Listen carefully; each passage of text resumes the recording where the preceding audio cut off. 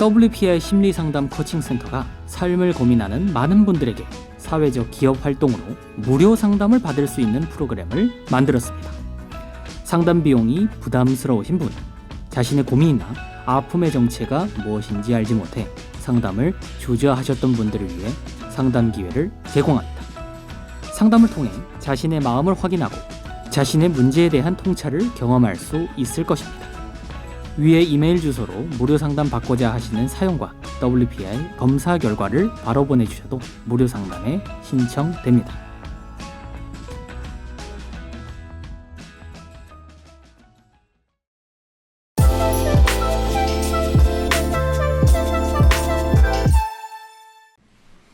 안녕하세요, 여러분. 첫 대선 후보 토론, 여야당 후보가 그리는 미래라는 사연을 지금 이 설 지나고 첫 시사 토론 또는 시사 심리 분석 이 사연으로 왔습니다. 제가 뭐라고 이야기하기 전에 여러분들이 저 황 박사 오늘 또 어느 대통령 후보를 깔려고 하지? 라는 마음으로 지금 기대하고 있을 거고, 저 사람이 여당인 이재명 후보 편인가? 아니면 야당인 윤석열 후보 편인가? 아니면 새롭게 치고 들어오는 안철수 후보 편인가? 아니야, 안철수는 항상 황 박사는 철수로만 보지 이 진입으로 보는 건 아니니까 그러면 마음이 상했어 했어 심상정을 혹시 언급하지는 않을까, 이런 생각을 하실 수도 있거든요. 그래서 열띤 실시간 채팅 토론 기대돼요 라고 하는데, 여러분 어떤 지금 사연에 대해서 여러분들이 이 열띤 채팅 토론 기대하는지 한번 알아보도록 하겠습니다. 자, AI 아가씨 사연 읽어봐 주실래요? 황 박사님, 새해 복 많이 받으시기 바랍니다. 설 연휴가 끝난 직후 2월 3일 대선 후보들의 첫 TV 토론이 있었습니다. 온라인상에는 이번 대선 토론을 이렇게 요약하는 글이 돌고 있습니다. 윤석열, 나 이거 외워왔어. 안철수, 나 이거 공부했어. 심상정, 너 이거 알고 있냐? 이재명, 니들 뭔 소리 하냐? 정말 후보들의 지식 배틀, 장학 퀴즈를 보는 것 같았어요. 그 와중에 드러난 후보들, 특히 윤석열과 이재명 후보의 심리를 박사님께서 분석해 주시길 바라며 사연 보냅니다. 첫 번째 격돌했던 주제는 대장동 의혹으로 윤석열 후보가 이재명 후보를 향해 날선 공격을 하며 많은 시간을 썼습니다.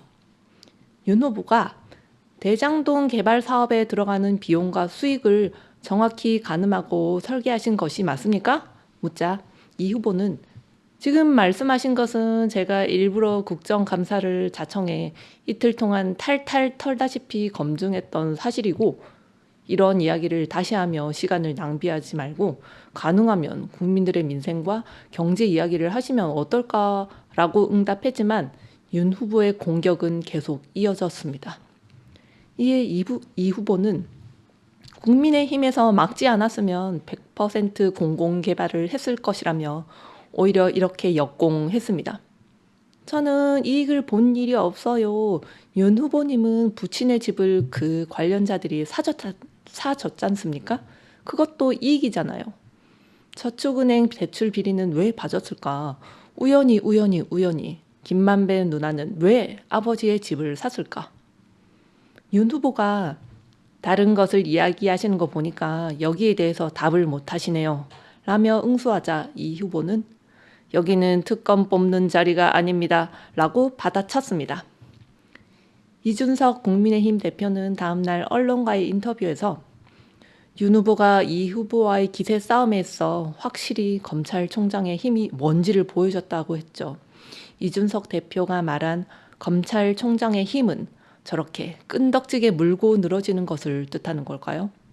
저는 얼마 전 황심소에서 다뤄주셨던 지난 1월 이재명 후보의 자기 충족적 예언이 떠오르기도 했습니다.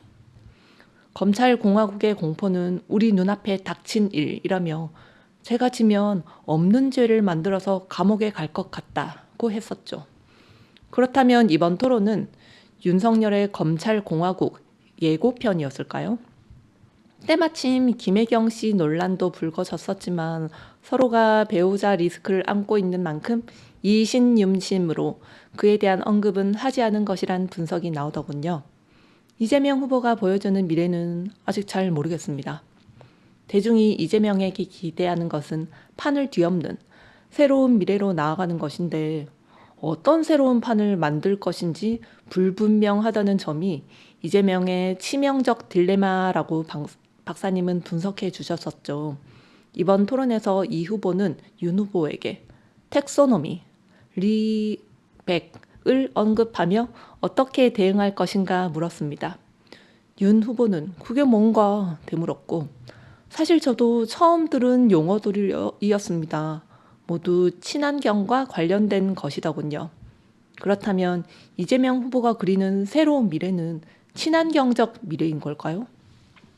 박사님의 책 좋은 대통령이 나쁜 대통령이 된다에서도 알려주셨듯이 주도적이고 적극적인 거친 변방장수 이재명에게 친환경?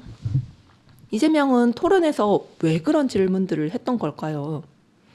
이 후보는 5일 울산의 탄소 중립 대응 핵심 거점 도시화 공약을 발표하며 수소 경제로의 전환과 이를 포함한 재생에너지 산업 체제로 전환은 대한민국 경제가 다시 회복하고 성장하기 위한 피할 수 없는 과제라고 했고 경남을 항공우주 산업의 중심이자 우주 개척의 전진기지로 발돋움시키겠다라고 했어요. 얼마 전까지 탈모 공약을 비롯하여 소확행 공약을 내세우시던 분이 갑자기 배포가 커지신 걸까요? 하지만 여전히 이 후보가 그리는 미래가 무엇인지 물음표를 떠올리게 되는데요. 새롭게 개척하겠다는 항공우주 신산업이 뭔지도 모르겠고요. 그러다 보니 판을 뒤엎는다고 느껴지진 않아요. 이번 대선 후보 토론을 통해 알 수 있는 이재명 후보의 미래는 무엇일까요? 이 참 마지막 이 질문. 이번 대선 후보 토론을 통해 알 수 있는 이재명 후보의 미래는 무엇일까요? 아니, 이분 본인이 이미 답까지 해놓고 이 질문을 하시면 안 되죠. 미래가 뭐라고 이분이 지금 했을까요? 네.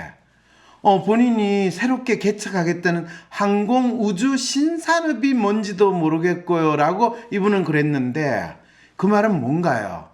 이 지구를 떠나거라. 라는 것이 이재명 이 후보의 미래라고 혹시 상상을 해볼 수는 있을까요? 우리 그런 이야기 하잖아요. 이 지구에서 뭔가 될 것 같지 않으니까 지구를 떠나거라 하니까 이제 우주, 항공, 우주 이렇게 나오잖아요.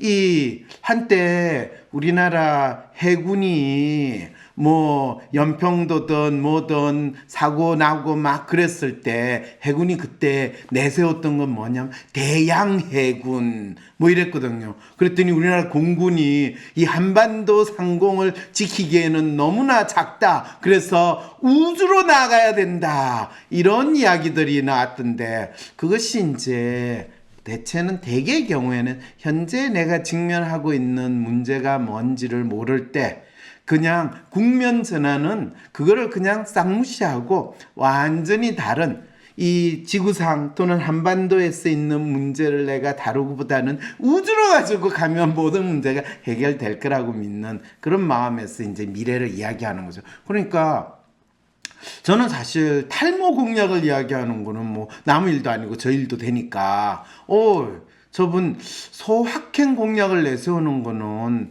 나름대로 참 잘하신다 생각을 했는데 갑자기 이제 항공 우주 신사업을 이야기하시는 건 이분이 마음을 그냥 지구에서 떠나고 싶은 마음이 나오는 거 아닌가 이런 생각도 약간은 들었습니다. 자, 그런데 처음부터 사실 이 사연을 가지고 이야기를 하면 이 대선 토론 이 대선 토론을 한다고 했을 때 우리가 딱 생각하면 누가 가장 이 대선 토론에서 잘할 것인가?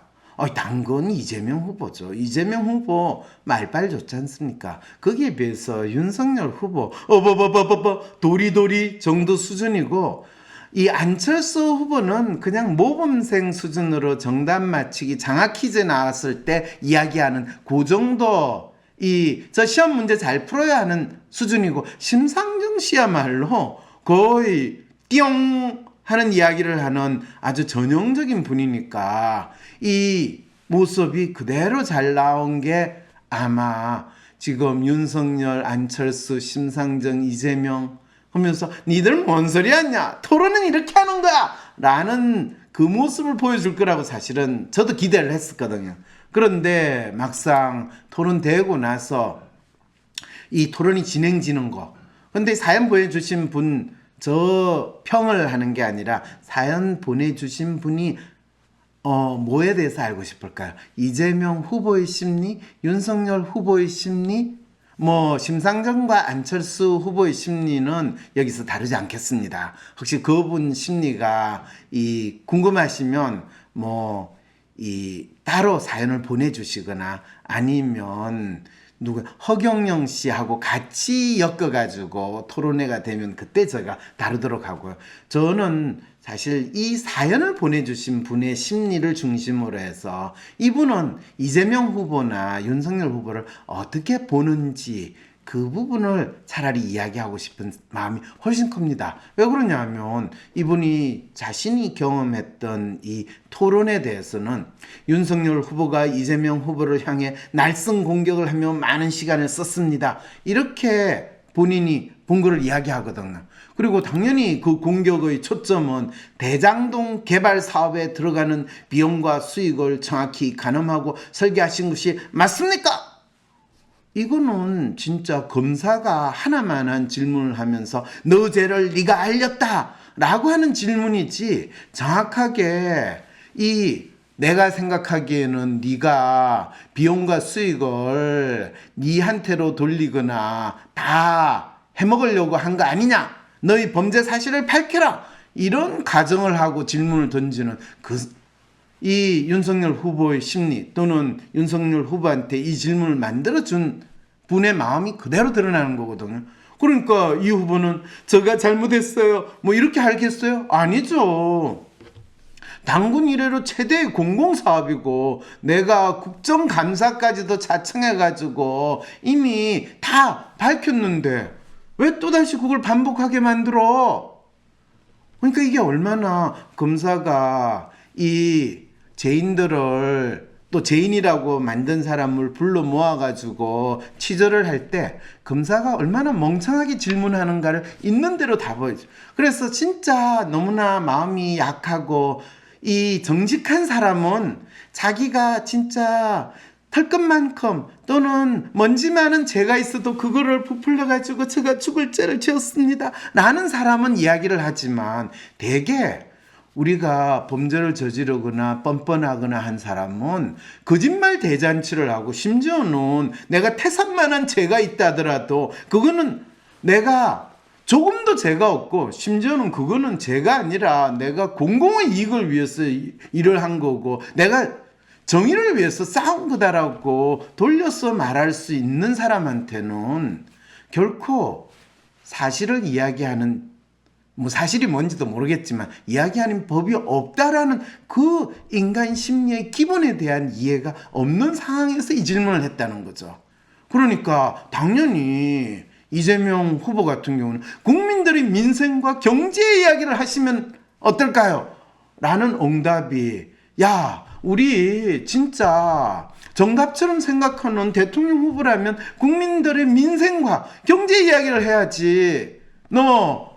대장동 개발이 비용과 수익이 정확히 가늠하고 설계한 거, 사실은 이게 국민들의 민생 이야기고 경제 이야기잖아요.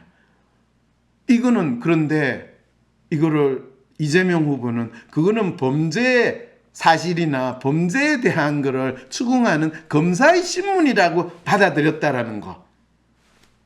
아니 그럼 박사님, 대장동 개발 사업이 민생과 경제 이야기가 아니라고 말한 그 이재명 씨의 답변 그 자체가 대장동 개발 사업은 이 범죄자들의 공모에 관련된 이익 배분의 문제라는 걸 인정했다는 이야기인가요? 뭐 그거는 제가 심리 분석을 하고 추론을 하면 그 말이잖아요. 그랬을 때 안타깝네. 윤 후보가 이렇게 비용수역을 정확히 가늠하고 설계한 게 맞습니까? 제가 그거를 직접 설계는 하지 않고 감독을 했는데, 저는 이 대장동 개발 사업이야말로 나름대로 공공의 이익을 극대화하는 방안이라고 생각을 했습니다. 라고 이야기하는 것이 본인이 국정감사에서 이야기한 그 내용의 에센스인데, 왜 그거를 그렇게 응답을 하지 않고 국민들의 민생과 경제 이야기를 하시면 어떨까요 하고 응답을 했는지, 그 심리는 진짜 궁금해요. 자, 윤 후보의 공격은 계속 이어졌습니다. 어떻게 이어졌냐? 근데 더 재밌는 거는 국민의힘에서 막지 않았으면 100% 공공개발을 했을 거라고 역공을 했다는데, 더 웃기는 게 저는 이익을 본 일이 없어요. 당연히 이익을 본 일이 없지. 본인이 제가 이익을 봤습니다 하면 공공개발을 안 하고 본인의 사익을 추구한 거다라고 해서 공격이 들어오는데, 그래 놓고 이익을 본 건 너잖아. 너 아니고 너 아버지 집을 관련자들이 샀으니까. 아니 그 아버지 집이 관련자들이 샀는 게 윤 후보하고 무슨 관련인지 모르겠지만 네 아버지가 샀으니까 그거는 네 죄임에 틀림없고 네 이걸 추구한 거잖아. 이거는 뭐 21세기에 지금 연자제를 도입을 하겠다는 게 뭔가, 이재명 후보 변호사 출신 맞아요? 근데 그거를 이야기했다는 거는 전혀 이 똑똑한 이재명 후보가 핵심을, 초점을 잡아가지고 지금 대응을 한 게, 공격을 한 게 아니고 괜히 엉뚱한 거를 끌어서 공격을 했다라는 거는, 지금 이재명 후보가 이 대장동 개발과 관련된 핵심 이슈가 뭔가를 모르고 있거나 아니면 핵심 이슈를 피하는 응답을 했다는 거, 토론을 했다는 거, 여러분 이 토론 행동에서 이해가 되십니까? 아니나 다를까 윤 후보가 다른 거를 이야기하는 거 보니까 이거에 대해서 네가 답을 못 하시네요. 그러니까 이재명 후보가 뭐라고 이야기했냐, 여기는 특검 뽑는 자리가 아닙니다라고 받아쳤다는 거는, 본인이 이 토론에서 이 대장동 개발과 관련된 이슈가 나올 때는 마치 특검이 죄인을 몰아세우고 그걸 신문하는 그 상태로 지금 받아들였다라는 거는, 본인이 지금 벌써 죄인으로 빙의돼가지고 이 자리에서 토론을 하고 있는 본인의 마음을 그대로 드러냈다고 한다면, 여러분 너무 안타까운 상황이지 않아요? 대체 우리 이재명 후보 이 토론 담당했던 사람 누구예요 대체? 여러분 이런 생각 안 드세요? 이럴 때 그러면 이재명 후보는, 윤석열 후보가 대장동에 대해서 계속 질문을 하면서 할 때는 어떻게 해야 되냐, 그 이슈에 대해서 계속 질문을 하시겠다면 이미 특검이 아니죠, 감사에서 제가 다 밝힌 거를 여기서 다시 반복하는 거는 이 토론이 별로 발전적인 토론이 안 되는 것 같으니까, 그 감사에서 제가 응답한 거 아닌 다른 질문을 해주시는 게 어떻겠습니까? 차라리 이렇게 이야기했으면 훨씬 더 당당했을 텐데 왜 이랬을까요, 여러분? 놀랍지 않아요? 네, 너무 안타깝네요.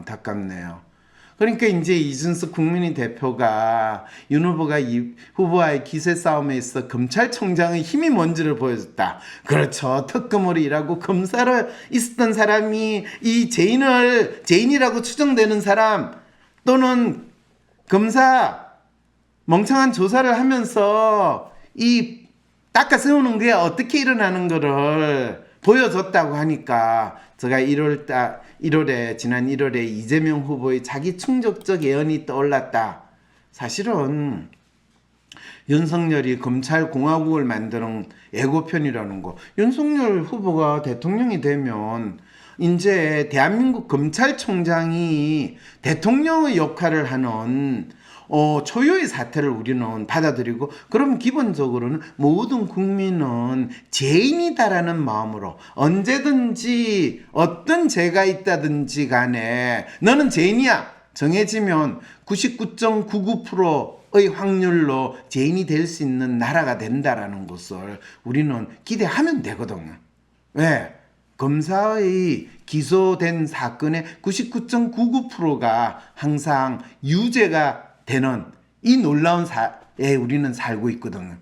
그게 한국이나 일본이나 비슷한 수준이기 때문에 그거는 그러면 이 검사가 죄인으로 만들고 싶으면 누구나 죄인이 되는 그런 무시무시한 사회입니까? 재판도 하기 전에요? 네, 그렇습니다. 그게 대한민국의 검찰공화국의 에센스거든요. 그런데 그거를 이제 김혜경 씨 논란은 왜 그러면 이야기를 안 했어요? 네, 이게 사실은요, 그렇잖아요. 마누라와 관련된 이야기를 이 토론을 하고 있으면 진짜 그 인간의 찌질함이 다 나오거든요.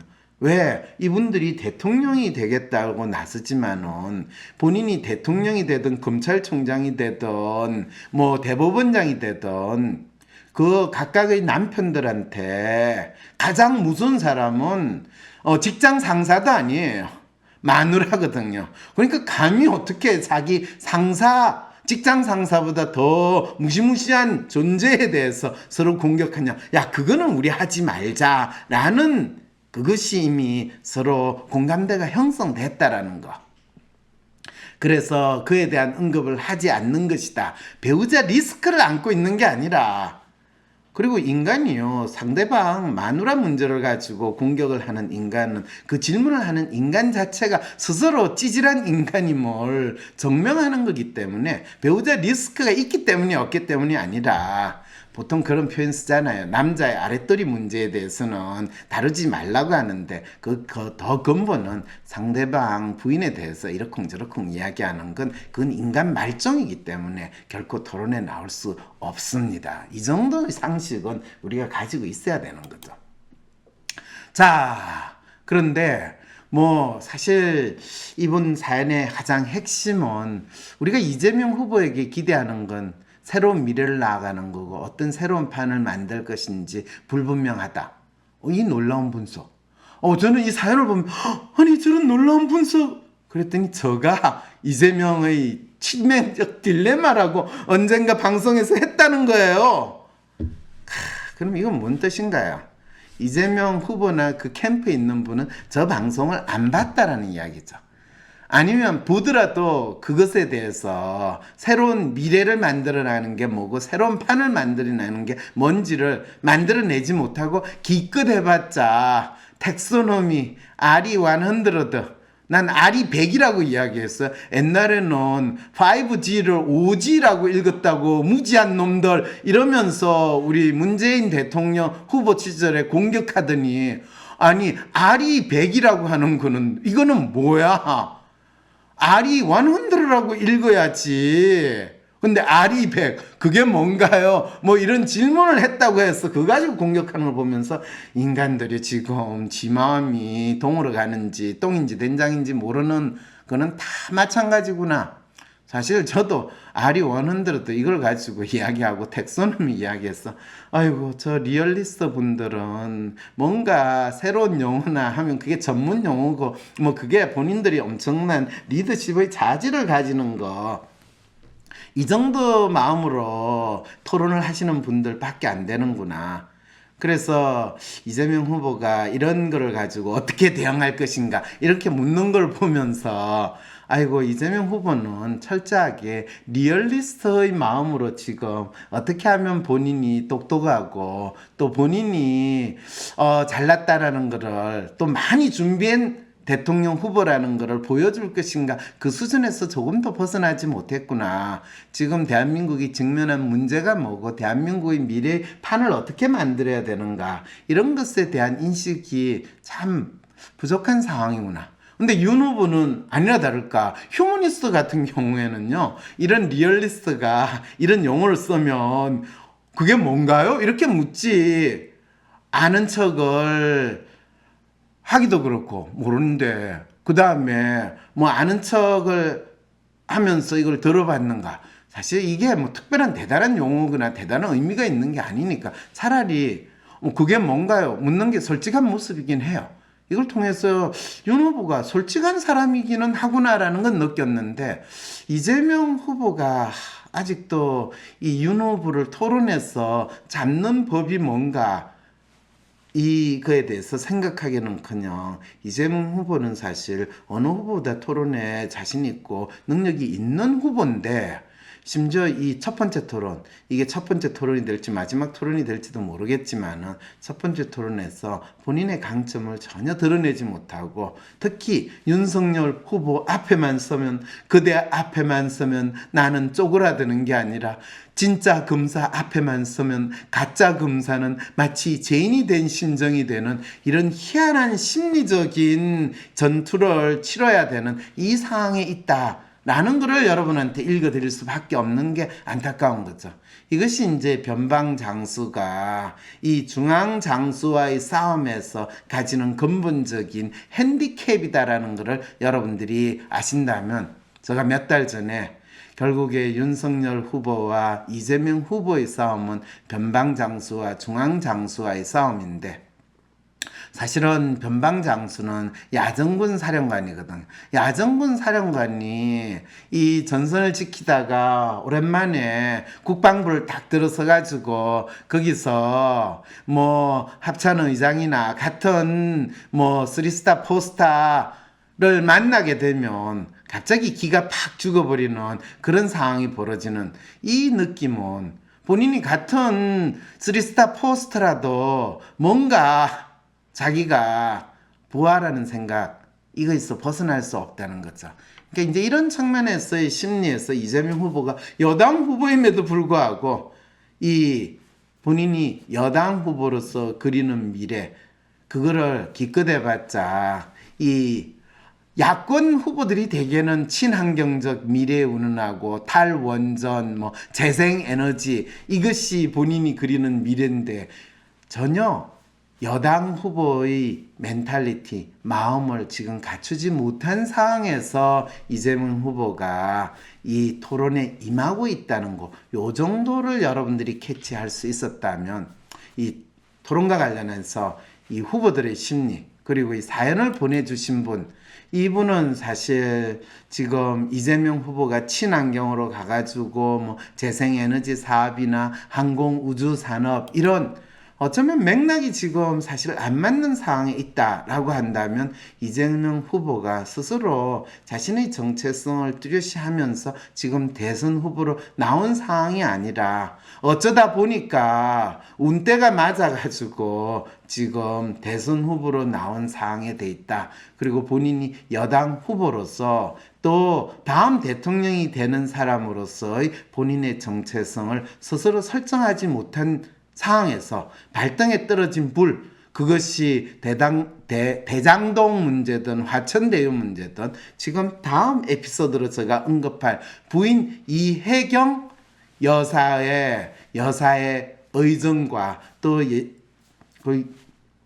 이혜경 여사께서 도지사의 부인으로서 품위를 유지하면서 생활하신 것에 대한 문제 제기가 나오는 데 대해서 전혀 그냥 제가 잘못했어요 하는 상황으로 밖에 대응하지 못하는 이 심리까지 연결된다는 거, 여러분 다음 에피소드 지금 사연 기대해 주세요.